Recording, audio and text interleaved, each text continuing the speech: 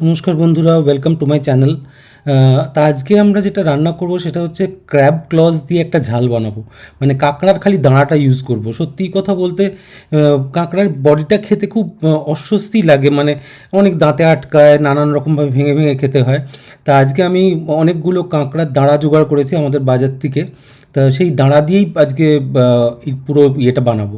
তো এটা আমার এবং আমার ওয়াইফের প্রচণ্ড প্রিয়, তাই জন্য আমাদের কাঁকড়ার দাঁড়া খেতে খুব ভাল লাগে, তাই জন্য আমরা কাঁকড়ার দাঁড়া দিয়েই আজকে পুরো রান্নাটা করব। তাই এটা এখানে যেটা নর্মাল ইউজ করা হয় সেখানে হচ্ছে পেঁয়াজ বাটা, লঙ্কা লঙ্কা লঙ্কা তারপরে টমেটো পেস্ট, আদা রসুন বাটা, এবং যা যা মশলা লাগে, ধনের গুঁড়ো, জিরের গুঁড়ো, লঙ্কার গুঁড়ো, সব আমি একটা মিশ্রণ বানিয়ে আলাদা করে রেখে দেবো। আর অফকোর্স যেটা লাগবে সেটা হচ্ছে খানিকটা কোকোনাট মিল্ক, কারণ কোকোনাট মিল্ক না দিলে সেই মিষ্টি মিষ্টি স্বাদটা আসে না এবং কাঁকড়াটা খেতেও তেমন আস্বাদী হয় না। তা প্রথমে আমি যেটা করব, কাঁকড়াটার এই দাঁড়াগুলোকে আমি একটা কুকারের মধ্যে দিয়ে অল্প নুন মিশিয়ে আমি গোটা 3-4 সিটি দিয়ে নেবো। সিটি দিয়ে নেবো এই কারণে, অনেক সময় কাঁকড়া অনেক ময়লা টয়লা থাকে, ধোয়া হয় না ভালো করে। একটু ভালো করে গরম জলে এরকম সিটি দিয়ে নিলে আমার মনে হয় বেটার হয়। তা সিটিটা দিয়ে নিলাম, দেখলেন কাঁকড়াগুলো এখন মোটামুটি একটা সেদ্ধ হয়ে লাল রং টাইপের হয়েছে। এবং তার এটা সেদ্ধ করলে আরেকটা যেটা হয়, কাঁকড়ার ভেতরের যে মিটটা সেটা কিন্তু খুব একটু সলিডিফাই হয়ে যায় এবং কাঁকড়ার মিটটা বার করতেও সুবিধা হয়। তা সেই জন্য এটা খুব, মানে এটা একটা ট্রিক্স বলতে পারেন যেটাতে ইউজ করা যায় আর কি। তা আমরা প্রথমে যেটা করলাম, এটা সেদ্ধ করে নিয়ে কাঁকড়াটা এবার আমি ভালো করে ভেজে নেবো। ভাজলে যেটা হয় সেটা হচ্ছে কাঁকড়ার খোলাটা খুব মানে পাতলা টাইপের নরম হয়ে যায় এবং খুব অল্প চাপ দিলে, ইনফ্যাক্ট অনেক সময় বুড়ো আঙুল দিয়ে চাপ দিলেও কাঁকড়ার এটা খুলে যায় আর কি। তা কাঁকড়ার ক্লজটা খেতে সত্যিই ভাল লাগে, মানে ক্লজটা অল্প করে ভেঙে বার করলে মানে একটা অসাধারণ শাঁসটা বেরোয় এবং সেটা দারুণ খেতে লাগে আর কি। তা আপনারা জানেন কি না জানি না, অনেক কাল আগে ট্যাংরায় একটা দোকান ছিল লুসিস কিচেন বলে। সেই লুসিস কিচেনের একটা জিনিস পাওয়া যেত, চিলি ক্র্যাব ক্লজ। খালি ক্লজ, মানে অত সুন্দরভাবে, অত ইজি উপায়ে যে কখনো কাঁকড়া খাওয়া যায় আমি কখনো দেখিনি। তা স্বভাবত যা হয় আর কি, কিন্তু সেই দোকানটা এখন আর উঠে গেছে। লুসি, আমি অনেকবার গিয়ে খোঁজ করেছি ট্যাংরাতে, লুসি নাকি চলে গেছে ক্যানাডায়। তা সেই দোকানটাও বন্ধ হয়ে গেছে। তা ক্র্যাব ক্লজ পরেও অনেকে বানাতো, বেজিং টেজিংও বানাতো, কিন্তু আজকাল আর গেলে কখনোই পাই না। যখনই জিজ্ঞাসা করি তখনই বলে যে না, ক্র্যাব ক্লজ নেই। তাই জন্য আজকের এই ডিশটা বানাতে গিয়ে আমার বেশ মজাও লাগছে যে অনেক দিন বাদে খুব আরাম করে বসে খালি কাঁকড়ার দাঁড়াগুলো খাবো। তা কাঁকড়ার দাঁড়াগুলো আমি সব ভেজে নিয়ে আলাদা করে সরিয়ে রাখলাম। যে তেলটা আছে সেই তেলটাতে যেটা করব সেটা হচ্ছে, প্রথমে আমরা কিছু খাড়া মশলা যেটা বলে আর কি, লঙ্কা লঙ্কা একটু, লবঙ্গ একটু, এলাচ, তেজপাতা সব দিয়ে, এবং দারচিনি খানিকটা দিয়ে আমি ভালো করে জিনিসটা নেড়ে নেবো। তা নেড়ে নিয়ে যেটা করব সেটা, মশলাটা আমি আস্তে করে ভেজে নেবো। তারপর ওর মধ্যে আমি পেঁয়াজ বাটাটা অ্যাড করে দিলাম। তা পেঁয়াজ বাটাটা অ্যাড করে আমি খুব ভালো করে নাড়তে থাকবো। আপনি পেঁয়াজ এমনি ভাজা আর পেঁয়াজ বাটা ভাজা কিন্তু খুব ডিফিকাল্ট, কারণ পেঁয়াজ বাটা সহজে মানে রান্না হয় না এবং অনেক সময় লাগে, কারণ ভেতর থেকে জল বেরোয়। তা আমি পেঁয়াজটা খুব সুন্দর করে, বাটাটা খুব ভালো করে ভেজে নেবো। তারপরে আমি যেটা অ্যাড করলাম সেটা হচ্ছে আদা রসুন বাটা। এবং আদা রসুন বাটাটাও আমি এখানটা আপনাদের একটু বলে রাখি, একটু টাইম লাগবে, কারণ জিনিসটা যতক্ষণ না তেল বেরোচ্ছে ভেতর থেকে ততক্ষণ এটা নেড়ে যেতে হবে, নইলে কিন্তু সেই মিষ্টতাটা আসবে না রান্নাটার টেস্টটাও খুলবে না। এটা মনে হবে যেন কেউ একটা পেঁয়াজ বাটা মাখিয়ে দিয়েছে, এরকম খেতে লাগবে। তো সেটা কখনোই প্রার্থনীয় নয়। তা সেই জন্য এরপরে আমি টমেটো পেস্টটাও অ্যাড করলাম। এবং এই সময় একটা বিশাল কাজ, যেটা হচ্ছে কনস্ট্যান্টলি আমাদের নেড়ে যেতে হবে, একটু নুন আর একটু চিনি দিয়ে জিনিসটাকে নেড়ে যেতে হবে যতক্ষণ না তেলটা পরিষ্কার বেরোচ্ছে। তো এখন দেখছেন আস্তে আস্তে জিনিসটা এত হিটে হচ্ছে।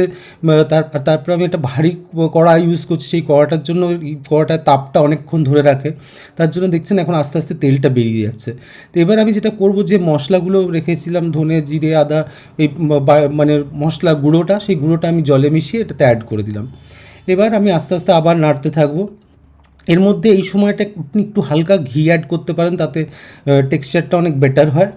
এবং একটু গরম মশলা দিয়ে আমি এটা কনস্ট্যান্টলি নাড়তে থাকবো যতক্ষণ এই জিনিসটার কালারটা আসছে, একটা রেডিশ ব্রাউন টাইপের কালার হচ্ছে, এটা কিন্তু আমাদের নেড়ে যেতে হবে। এবং এই সময়টা রান্নাটা করতে করতে আপনি দেখছেন আস্তে আস্তে একটা, মানে অনেকটা তালের তালের গোলার মতন দেখতে হয়ে যাচ্ছে জিনিসটা, লালচে হয়ে আসছে, একটা সুন্দর গন্ধ বেরোচ্ছে এখন।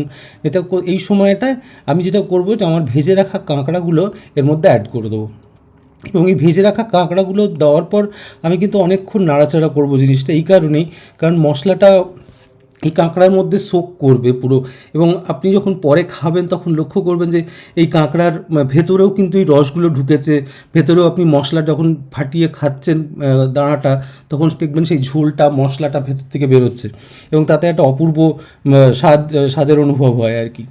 তো এটা আমি বেশ খানিকক্ষণ ধরে এরকম করে নাড়লাম, দেখবেন তেলটা সাইড দিয়ে ভেসে উঠবে, আপনি আবার নাড়বেন।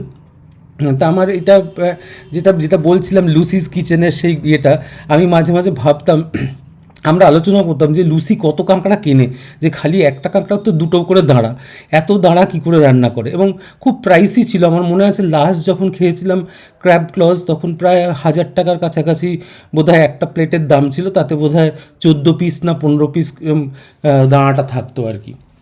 তা যাই হোক, আজকে আমি বেশ অনেকখানিকই দাঁড়া পেয়েছি, এবং এটা আমি মোটামুটি 500 টাকার মধ্যে আমি পুরো দাঁড়াগুলোই পেয়েছি। তো এবার মশলাটা যখন ভালো করে কাঁকড়ার দাঁড়াগুলোর গায়ে লেগে গেছে, তখন আমি খানিকটা জল দিয়ে এবার জিনিসটাকে ভালো করে ফোটাবো, এবং এই ফোটানোর আগে আমি একটা হালকা মানে একটা থিন কোকোনাট মিল্ক এর মধ্যে অ্যাড করব খানিকটা। এখনও গাঢ় মিল্কটা অ্যাড করব না, খালি হালকাটা দিলাম এই কারণেই যাতে জিনিসটা শুকোয় এবং কাঁকড়ার ভেতরে এই কোকোনাট মিল্কের টেস্টটা যায় আর কি। তো এইটা করার পর আমি এটা আস্তে আস্তে ফোটাতে থাকবো। ফুটিয়ে যখন মোটামুটি একটু মানে ঝোলটা একটু কম হয়েছে, একটু গাঢ় হয়ে গেছে, পেঁয়াজ টেঁয়াজগুলো নরম হয়ে গেছে একদম, পাশ দিয়ে তেল ভেসে উঠছে, তখন একটু গরম মশলার একটু ঘি অ্যাড করব। অ্যাড করে আমি যেটা করব সেটা হচ্ছে গাঢ় যে কোকোনাট মিল্কটা আছে, সেই গাঢ় কোকোনাট মিল্কটা এবার অ্যাড করে দেবো এর মধ্যে, তাহলে সেই মিষ্টতাটা আসবে, যেটা আমাদের অনেক সময় চিংড়ির মালাইকারিতেও আসে আর কি। তো এটা করে দেওয়ার পর আবার খানিকক্ষণ নাড়াচাড়া করে বেশ খানিকক্ষণ ফোটাবো। ফোটালে দেখবেন গ্রেভিটা আরও ঠিক হয়ে গেছে, and it is more or less done. আপনি এবার এই সময়টা একটু টেস্ট করেও দেখে নিতে পারেন নুন ঝাল মিষ্টি সব ঠিক আছে নাকি, আপনার মুখে ভাল লাগছে কিনা জিনিসটা। তা মোটামুটি পুরো জিনিসটাই তৈরি এখন। তো এবার এটাকে ভালো করে ফুটিয়ে নিয়ে আমি অল্প কিছু কাঁচা চেরা লঙ্কা এর ওপর দেবো, কারণ কাঁচা লঙ্কার গন্ধটা না হলে ঠিক ভাল লাগবে না। তা আমার পুরো ডিশটা তৈরি, এবার হচ্ছে খালি অপেক্ষা খাওয়ার। দ্য ক্র্যাব ক্লজ কারি, এটা কাঁকড়ার দাঁড়া দিয়ে কারিটা বানানো, এবং আমাদের খুবই সুস্বাদু হয়, আপনারা ট্রাই করবেন। যদি ভালো লাগে প্লিজ লাইক করবেন, শেয়ার করবেন এবং সাবস্ক্রাইব করবেন। Thank you so much for watching.